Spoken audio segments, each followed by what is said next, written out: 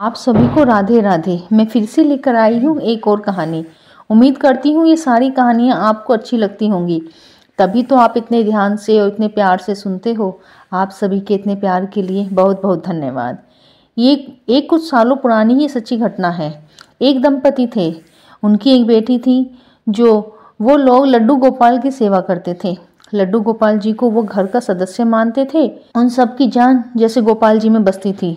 अगर कोई परेशानी होती थी तो कहते थे कि हमारी सारी तकलीफ़ें, सारी परेशानियां अपने आप ही हल हो जाती हैं, हमें तो कुछ पता ही नहीं चलता कैसे दुख आता है और कैसे चला जाता है। ये सब हमारे गोपाल जी की कृपा है। मैं ठाकुर जी ने तो हमारा हाथ ऐसे पकड़ा है कि हम छुड़ाना भी चाहें तो नहीं छुड़ा सकते। ठाकुर जी को जब हम घर लाए थे तो हम अपने बेटे के रूप में लाए थे, मगर पता नहीं चला कि वो कब ठाकुर जी इस घर के सबसे बड़े सदस्य बन गए। सब बातें, सारे काम इनसे पूछकर करते हैं। कहीं बाहर जाना हो तो ठाकुर जी को कहकर जाते हैं, कुछ लाते हैं तो पहले ठाकुर जी को दिखाते हैं। ऐसे ही खुशी भरे दिन बीत रहे थे। एक दिन उनके पति को किसी काम से बाहर जाना पड़ गया।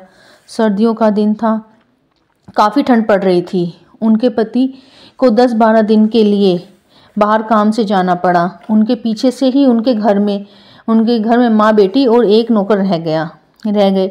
नौकर को बचपन से ही उन्होंने अपने पास रखा था, तो वो नौकर को अपना बेटा मानती थी। नौकर भी उन्हें माँ कहता था। एक दिन किसी काम से वो बाहर गई हुई थी और उनको जाना पड़ा। सर्दी बहुत थी, बारिश भी हो रही थी। घर आते आते काफ़ी भीग गई और रात भी हो गई थी।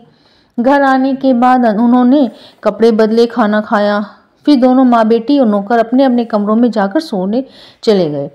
थोड़ी देर में ही उन्हें सर दर्द और जुकाम की वजह से नींद नहीं आ रही थी।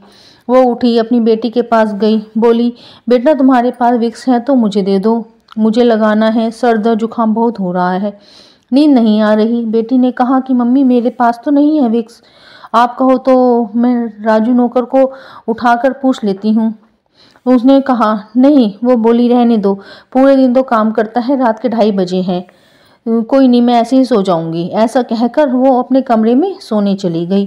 कमरा बंद करके नहीं सोती थी, उनका कमरा खुला रहता था, सिर्फ पर्दा डालकर सोती थी। सुबह जब उठी तो उन्हें अपने आप में से विक्स की खुशबू आ रही थी।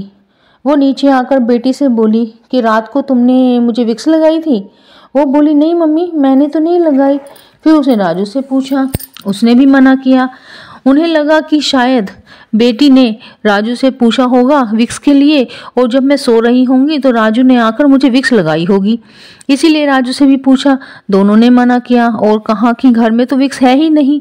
फिर मुझे ठाकुर जी की याद आई। बोली, ठाकुर जी आपने लगाई है विक्स? आपसे अपनी माँ की तकलीफ नहीं देखी गई और रात को आकर विक्स लगा गए, जबकि विक्स घर में थी ही नहीं।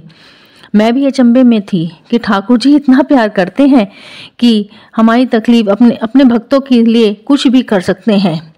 ये भाव तो सिर्फ वही जान सकते हैं जो कि ठाकुर जी से प्यार करते हैं या दिल लगा बैठे हैं।